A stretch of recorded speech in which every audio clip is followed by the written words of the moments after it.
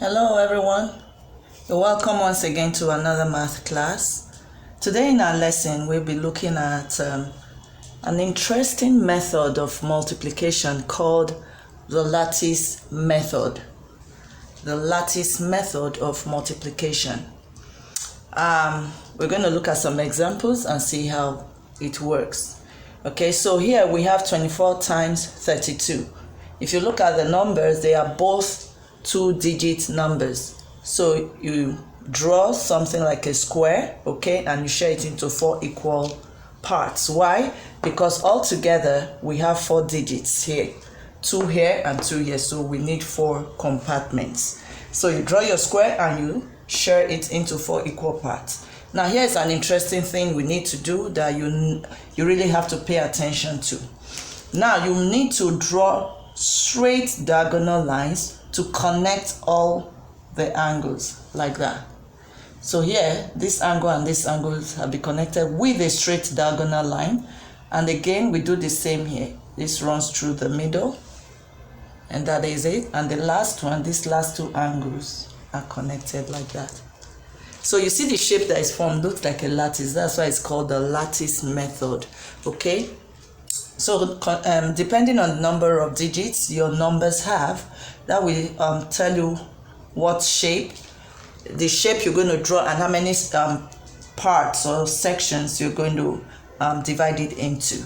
So here, because all the digits we have are all together 4, we drew a square and shared it into 4 equal parts, okay? And then we connected our angles with diagonal lines. These diagonal lines are very important, okay, in this method. So what do? You copy out your numbers, that's 24, and then 32 comes to the side. This box here is for 2, this 4, and then you have 3 again and 4. So what we're going to do here is when you multiply 2 and 3, your answer comes right here under 2. This is the meeting point of 2 and 3. When you multiply 4 and 3, the answer comes here because this is where 4 and 3 meet. Next, you do 2 times 2. This 2 here and this 2, they meet here. So your answer comes here. And you do 4 times 2, they meet here. This is there, okay? This the point where they meet. So you just try to note where the meeting point of the 2 digits you are multiplying is. So you put the answer right there. So let's start. 2 times 3 is 6. So 6 is a single digit. Remember this, okay, let me just mention it, that these 2 compartments you have inside each square represents the unit part, the tens part and the unit part. The upper part is for tens and the lower part is for units. So if you have 2 digit number, the tens will come up and the unit will come down. But if you have a single digit answer, since there is no tens in single digit number, you put 0 there at the unit and the tens part, and you put the answer you got down. Okay, as we work you will understand what I'm trying to explain. So 2 times 3 is 6. 6 is a single digit number, so that means it is 0 tens and 6 units. So you write your 0 up and your 6 is down. This is for tens, is for unit. Now 2 times 3, that is 6. Sorry, we've done 2 times 3, 6. Now we do 4 times 3. So 4 times 3 is 12. 12 is 1 10 and 2 units. That's 12. You see, this one, that's a single digit answer we got. We have to put 0 here because it doesn't have any thing for the tens part. So 0 tens, 6 units. But 12 is 1 10, 2 units. Okay, just take note of the arrangement. Next, we're done with 2. Next, we move on to this other 2 here. We are done with 3, rather we are moving on to the next 2. So 2 times 2 there, that is 4, is single digit again. So 0 tens, 4 units, that's the answer. And 4 times 2 is 8, another single digit. So 0 tens, 8 units. So we are done. First, we use 3 to multiply 2, and we used it to multiply 4. Next, we use 2 to multiply 2, we put the answer there, and 2 to multiply 4, we put the answer there. Now, the last step here is to add the numbers within the diagonal lines. And please, when you are adding, don't make the mistake of including these numbers around your shape. These numbers that are outside your shape have already been used to do the multiplication. You don't need to add them when you need to really take note of that. All right, so we need to add now. So here you have 8. We have just 8 here. We add this, we add that. Just make sure that what you are adding, they are within the same diagonal lines. So here you have 8 plus nothing is 8. 2 plus 0 is 2, plus 4, that's 6. 1 plus 6 is 7, plus 0 is 7. And here is 0.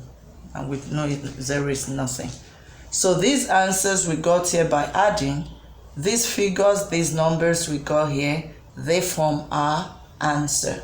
And that is, we don't need to write the 0 because it doesn't have any value. So 7, 6, 8. So that means that 24 times 32 is equal to 768. Now you can do a quick one to confirm if your answer is right or wrong. You can quickly use a long multiplication method. Okay, maybe you're not so sure of your answer. You can just quickly do that. 24 times 32. 2 times 4, 8. 2 times 2, 4. 3 times 4 is 12. You bring 1. 3 times 2, 6 plus 1 is 7. So you add 8, 6, 7. You see we have the same answer. You can just do that to check. That's if you are not so sure of your answer. But if you are, if you've gotten a hang of the method, the way you partition the shape and then do your addition ultimately, you wouldn't need to do this. You just know your answer is correct because it's quite straightforward and easy. So let's take another example. Okay, so a second example here is 53 times 45. So you again you draw your square, remember that, and you partition into 4 equal parts because you have 4-digit numbers. You have 4 digits in all, okay? 2 digits here, 2 digits there, 4 digits in all. So you need 4 compartments. So you arrange them, 53 up here, and the other number goes to the side, just the way I've arranged it. So next, remember to always connect your angles with the diagonal lines. Very important. So here we go again. 5 times 4 is 20, 2 10, 0 units. 3 times 4 is 12, 1 10, 2 units. 5 times 5 is 25, 2 10s, 5 units. And 3 times 5 is 15, 1 10, 5 units. Okay, so you do 5 times 4, you get your 20. 3 times 4, you get your 12. Then you come down. 5 times 5 is 25, and 3 times 5 is 15. So the last step here is to add the numbers within the diagonal line. So 5 plus nothing is 5. 2 plus 1 is 3, plus 5 is 8. 1 plus 0 is 1, plus 2 is 3. And 2 plus nothing here is 2. So remember again, all the numbers around here that you got from adding, they form your answer. So you copy them out, and that gives us 2,385.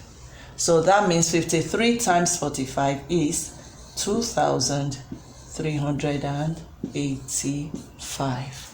Okay, if you are new to this method and you're still in doubt, you can, like I mentioned earlier, always check your answer, confirm your answer by using the long multiplication method, which we have done earlier. Okay, we have a video on that. We did that earlier. You can always use that to cross-check your answer. Okay, so we're going to take a last example, and that one involves a 3-digit number, so that we see how that works as well.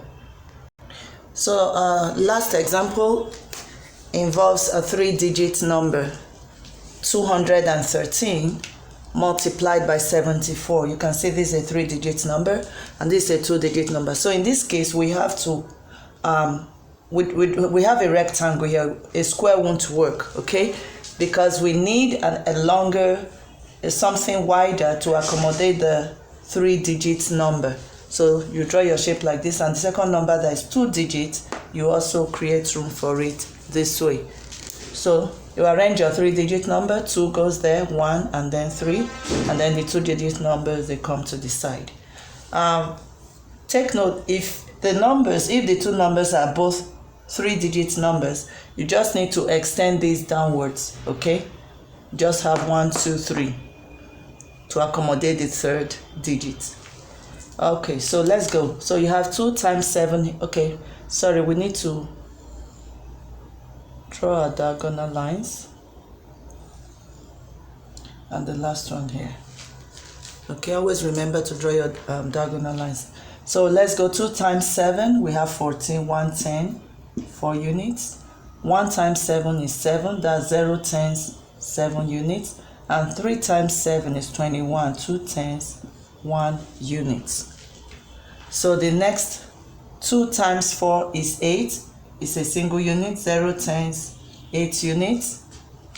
1 times 4 is 4, single unit again, 0 tens, 4 units. And 3 times 4 is 12, 1 10, 2 units. Okay, it works exactly the same way like the other 2-digit numbers work. Just that you extend your figure to accommodate the third digit. Okay, and then when you are also connected, just check the angles you have and see which angles will fit in a straight diagonal line. Just check which angles will sit in a straight diagonal line and make sure you connect all the angles. You'll be in order. Okay, so here we are done. The next thing is to add. So 2 plus nothing is 2. 1 plus 1 is 2 plus 4, 6. 2 plus 7 is 9. 9 plus 8, that gives us 17, but we can't write 17. So you write down your 7 and you bring up 1 here. So 1 plus 4 is 5. You have your 5, and lastly you have your 1 here. So again, all the numbers you have around here that you got from the addition, they form your answer. So this gives you 15,762. Okay, 15,752. I hope we have learned something today. And like I said earlier, if you are in doubt, you can always use the long multiplication method to confirm your answer.